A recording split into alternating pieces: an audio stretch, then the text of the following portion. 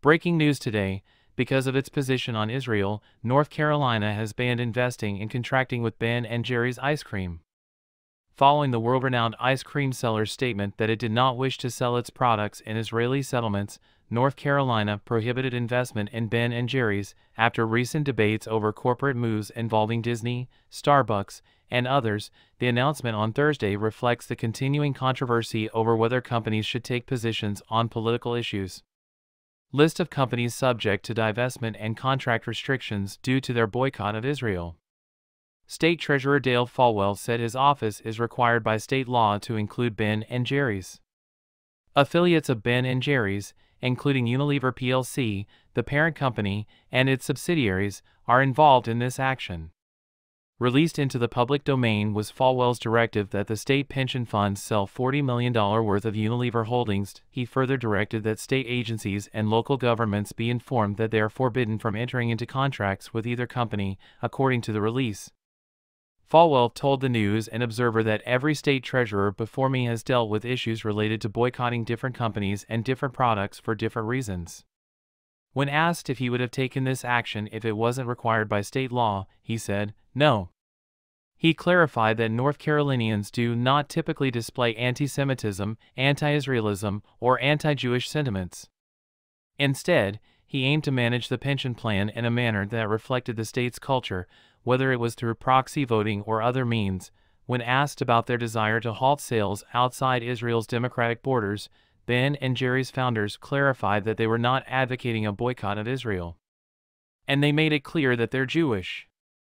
In an opinion piece published in the New York Times, the authors made it clear that they, as Jewish supporters of the State of Israel, firmly disagree with the idea that criticizing Israeli policies is anti-Semitic. For over 1 million people, including public servants like teachers and police officers, the state pension fund, which has a value of $118 billion, is invested and managed by the Treasurer's Office. As a result of state legislation, the pension fund cannot do business with or invest in companies that do business with Iran or are considered to be boycotting Israel, policies pertaining to social welfare and official oversight.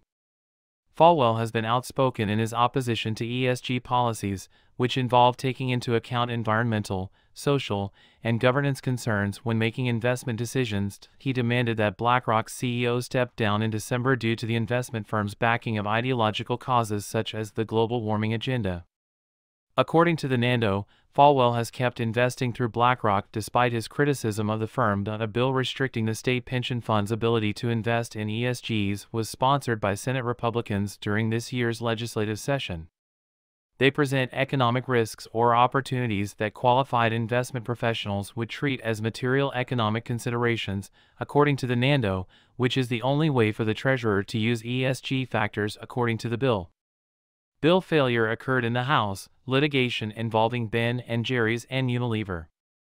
Ben & Jerry's remained an independent entity with its own board of directors and the power to manage its social purpose after merging with Unilever in 2000.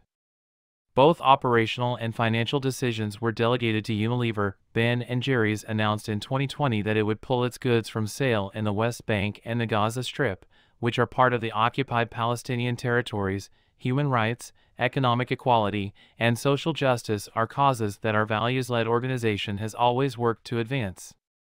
We believe it is inconsistent with our values for our product to be present within an internationally recognized illegal occupation, states a statement from 2021 announcing Ben & Jerry's departure. According to the Financial Times, due to this announcement, the ice cream maker found itself in a contentious situation with both its parent company and the Israeli government.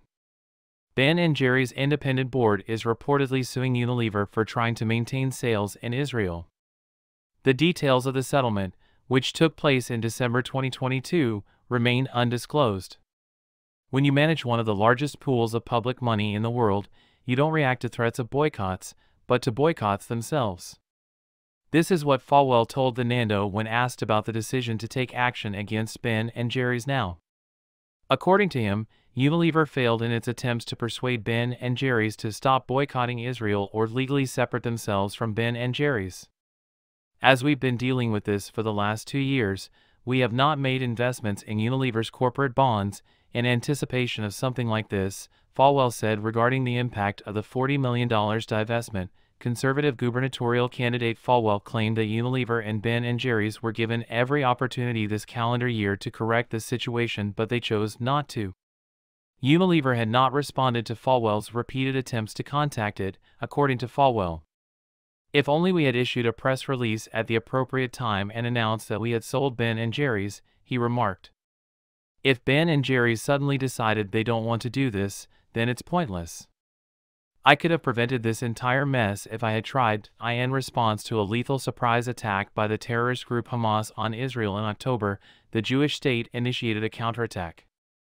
The United Nations Office for the Coordination of Humanitarian Affairs cited health officials in Gaza as saying that 20,000 people have been killed in Gaza as of Wednesday, with many more missing and displaced. According to Israeli authorities, over 1,200 people, including 36 children, have been killed in Israel. The majority of these casualties occurred on October 7, according to the OCHA.